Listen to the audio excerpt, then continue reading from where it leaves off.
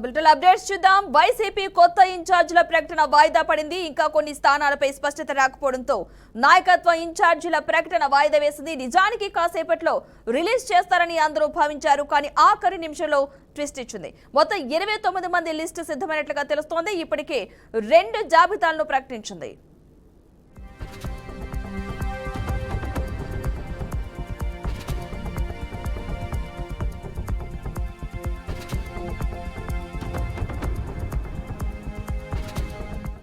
YCP కొత్త ఇన్ఛార్జీల ప్రకటన వాయిదా పడింది. ఇంకా కొన్ని స్థానాలపై స్పష్టత రాకపోవడంతో నాయకత్వ ఇన్ఛార్జీల ప్రకటన వాయిదా వేసింది. నిజానికి కాసేపట్లో రిలీజ్ చేస్తారని అందరూ భావించారు. కానీ ఆఖరి నిమిషంలో ట్విస్ట్ ఇచ్చింది. మొత్తం 29 మంది లిస్టు సిద్ధమైనట్లుగా తెలుస్తోంది. ఇప్పటికే 2 జాబితాలను ప్రకటించింది వైసీపీ.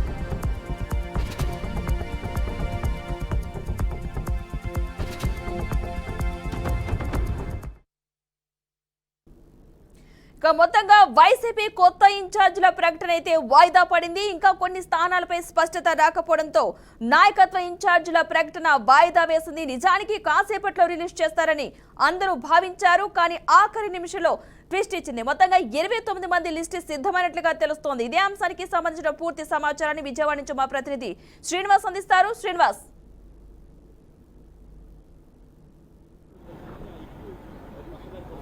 పద్మ, ఇప్పటికే దాదాపుగా వైసీపీ లిస్టు ఖరారైపోయింది. దాదాపు 13 మంది కొత్త వాళ్ళని తీసి 30 మందితో కలిపినటువంటి ఒక జాబితాని కొద్దిసేపట్లో రిలీజ్ చేస్తారు అనుకున్న టైంలో అనూహ్య రీతిలో ఈ మళ్ళొకసారి వాయిదా పడినటువంటి పరిస్థితి. గత 2 రోజులుగా కూడా వైసీపీ తాళ్ లిస్ట్ రిలీజ్ అవుతుందని చెప్తున్నారు. అయితే తాళ్ లిస్టుకు సంబంధించినటువంటి స్పష్టమైనటువంటి స్పష్టత వచ్చింది. ఇప్పటికే దీని పేరు అంటే ఇటు కృష్ణా, విశాఖ, కర్నూలు, ప్రకాశం జిల్లాలకు సంబంధించినటువంటి అభ్యర్థుల మార్పులు చేర్పులు, అదేవిధంగా కొత్త ఇన్ఛార్జీలతో పాటు ఒక జాబితాను అయితే రెడీ చేశారు. ఆ జాబితాని రిలీజ్ చేస్తారు. ఇందులో 13 మంది మాత్రం కొత్త వాళ్ళకి అవకాశాలు వచ్చేటువంటి పరిస్థితి ఉందని చెప్పని ఇప్పటికే దీని ద్వారా ఒక ప్రకటన, కొన్ని ఊహాగానాలు, ఒక ప్రకటన కూడా వెళ్ళిన పరిస్థితి. మొదలంగా మనం చూసినట్లయితే మొదటి నుంచి ఉంటున్నటువంటి కొంచెం ఆలూరు నుండి విరూపాక్షకి అవకాశం దాదాపుగా ఇచ్చినట్టు తెలుస్తుంది. గుమ్మలూరు నుంచి జయరాన్ తప్పించి ఎంపీ స్థానానికి పోటీంచవచ్చు. అదేవిధంగా చింతలపూడి నుంచి ఎలీజా గతంలో సిట్టింగ్ ఎమ్మెల్యే ఉన్నారు. ఆయన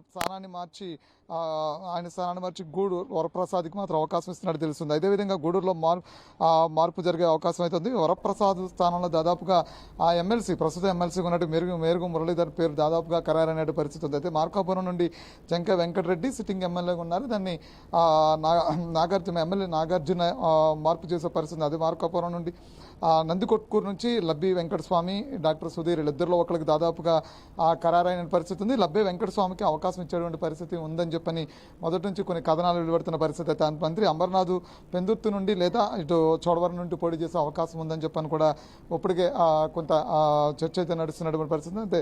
అంటే ఇలా లిస్టు ఏదైతే ఉందో ఆ లిస్టులో మంత్రి అమర్నాథ్ ఈ 2 చోట్ల నుంచి ఎక్కడో చోట పోటీ చేస్తారు. లిస్టులో ఆయన పేరు దాదాపుగా ఖరారైపోయింది. 2 స్థానాలు అని చెప్పని కొన్ని ఊహాగానాలు వచ్చిన పరిస్థితి. అయితే లోక్సభ నుండి పలు నియోజకవర్గాల్లో ఇప్పటికే దాదాపు 9 లోక్సభ స్థానాలను దాదాపుగా ఖరారు చేసినటువంటి పరిస్థితి ఉంది. అయితే ఒక రాజమండ్రి తప్ప మిగతా అన్ని లోక్సభ స్థానాలకి దాదాపుగా అభ్యర్థులు ఖరారు చేసిన పరిస్థితి అయితే కనిపిస్తుంది. అయితే ఇందులో ప్రధానంగా మనం చూసినటువంటి విజయనగరం నుంచి ఎంపీ మజ్జి శ్రీనివాస్, అదే విశాఖ నుంచి ఎంపీ బొత్స ఝాన్సీ పేరు దాదాపు ఖరారు.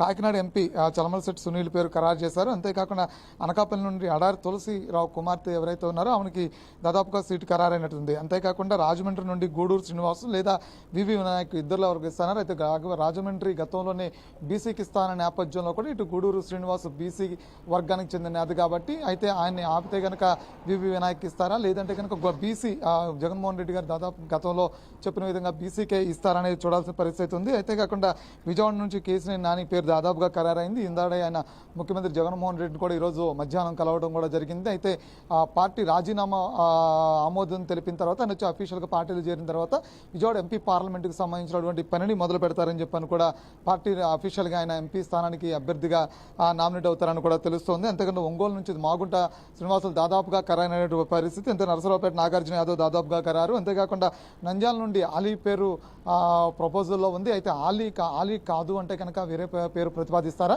లేదంటే ప్రస్తుతం అయితే ఆలీ పేరుని మాత్రమే ఖరారు చేసినట్టు తెలుస్తుంది. అయితే ఏంటి వైసీపీ థ్రాల్ లిస్ట్ ఏదైతే ఉందో అది ఉత్కంఠత మధ్య వాయిదా పడుతూ వస్తున్నటువంటి పరిస్థితి ఉంది. అయితే ఈసారి రేపు సాయంత్రానికి మరొకసారి వాయిదా వేసిన పరిస్థితి కూడా కనిపిస్తుంది.